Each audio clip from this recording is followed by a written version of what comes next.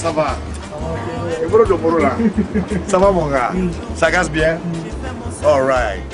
C'est une visite inédite que les caméras de Actu225.net ont pu capter le vendredi 26 septembre dernier.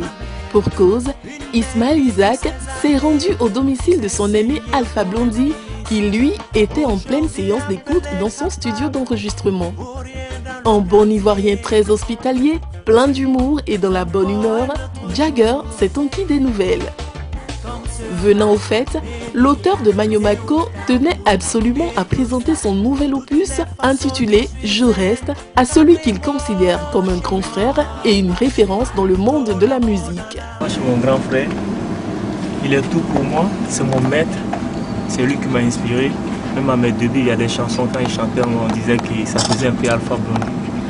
Et moi, Alpha, c'est mon maître, c'est mon tout. Donc, je pense que on ne doit pas lui manquer de respect, on doit lui respecter, on doit lui laisser sa place. Et franchement, il est tout pour nous, quoi.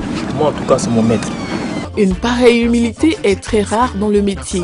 Aussi, Jagger l'a signifié par des mots empreints de sagesse et de conseils avisés à l'endroit de son petit frère.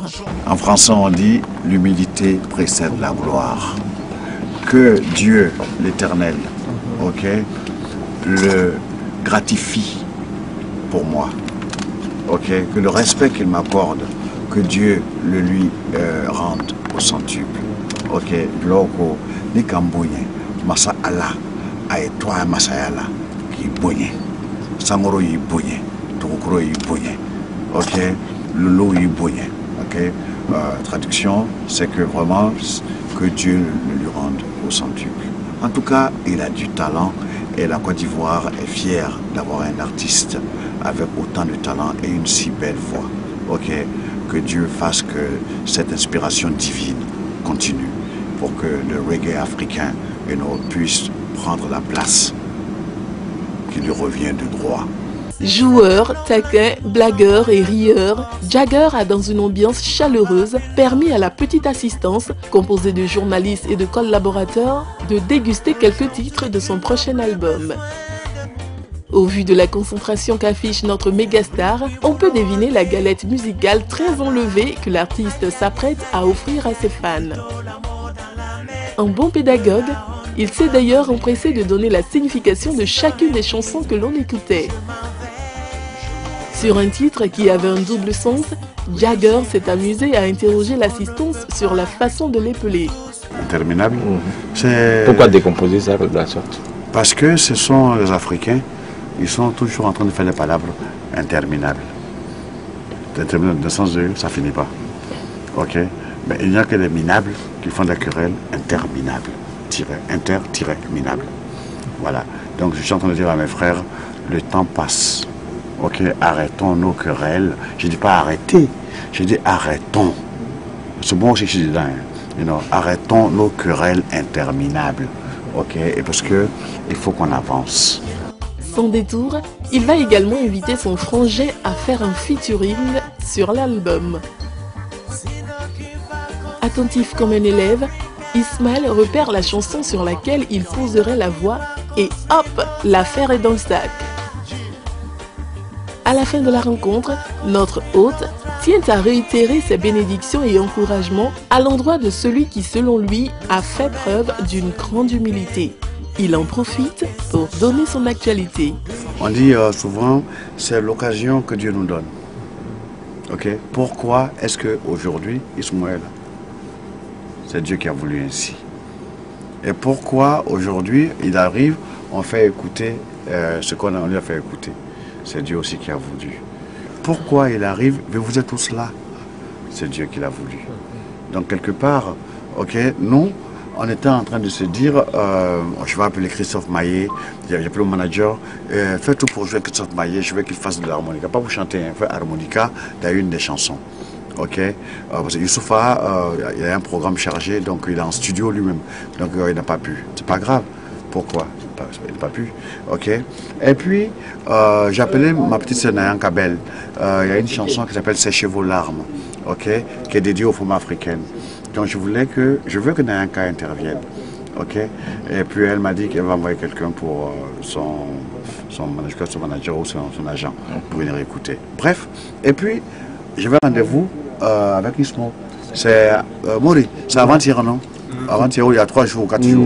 Et puis on s'est eu, on dit en France. Et puis voilà Ismo qui arrive. Et au moment où nous sommes en train de revisiter toutes les chansons qui vont être sur l'album. Et puis du coup, quand Ismo est venu, on dit mais à propos, on va écouter là où l'arabe a intervenu. Parce que Ismo connaît mieux le Coran que moi. Il a fait le cours coranique. Donc quelque part, pourquoi ne pas lui faire cette proposition? Comprends? Et puis en plus de surcroît, j'aime sa voix, j'aime son timbre vocal. Et en plus, la chanson est en djoula. Et je sais que lui, en tant que quelqu'un qui fait l'école coranique, il saura les mots trouvés. C'est pour rendre un hommage à ma grand-mère. Parce que le choix du morceau est fait sur lequel il va intervenir. C'est lui-même qui veut choisir parce qu'on a voulu lui proposer d'autres morceaux. Il a dit non, non, c'est ce que j'ai écouté là, Alatano, qui veut dire glorifier Dieu. C'est ça que je veux. Alors, Diaga, je t'avais pas compris comme le titre. Il y aura combien de titres? Je ne te dis pas. Il sort quand? Je ne parlerai que devant mon avocat. Il sort quand? Il sortira en 2015. D'accord. Donc, quelque part, comme nous aurons notre radio, ok, je disais à mon petit frère Ismo, notre radio, c'est sa radio, ok. Et comme tous les jeunes frères qui font du reggae, tous les jeunes frères qui n'ont pas, tu comprends, une fenêtre médiatique digne de ce nom, ok, ils auront tous, tu comprends, accès à cette radio, ok. Et puis c'est une radio non-stop, 24 heures H, ok. On fera d'autres musiques bien sûr, mais nous parlons de 70% de musique reggae. Et puis il y a d'autres musiques qu'on va faire, ok. Voilà, c'est la musique au pluriel, ok. Mais seulement comme le reggae, la Côte d'Ivoire étant le 3e pays du reggae, il faut que tu comprennes que les frères qui font du reggae africain, que nous puissions positionner ce reggae africain à travers le monde. Et là, nous serons sur Internet. Nous serons sur Internet et nous sommes en train de négocier pour être sur le satellite. Pour que tu comprennes, on puisse nous écouter partout où on est, sur Internet ou par satellite. Une chose est certaine, l'ambiance était très conviviale là-bas chez Alpha. D'ailleurs, l'artiste en a profité pour raconter une dernière petite blague qui a détendu de plus belle manière l'atmosphère. Un juif et puis un arménien, ils sont partenaires en business. Et puis un jour, le business marche, ça marche du feu de Dieu, ça marche même. Et puis maintenant, un jour, ils disent qu'ils vont partager les bénéfices. Le juif dit, bon écoute, moi je vous propose un partage équitable. L'arménien dit, pas de problème. Donc le juif commence le partage.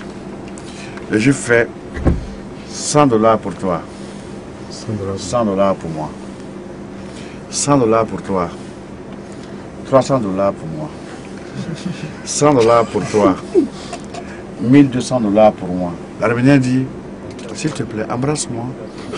Et puis le juif dit, mais attends, pourquoi je t'embrasse? Je suis en train de compter là.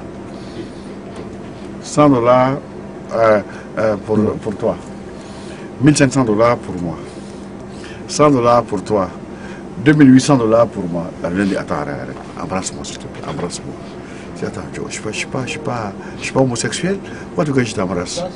Et il disait, moi, quand on m'encule comme tu fais, j'aime qu'on m'embrasse un peu quand même. Non, je reste, oui, parce qu'on ne peut pas tous partir.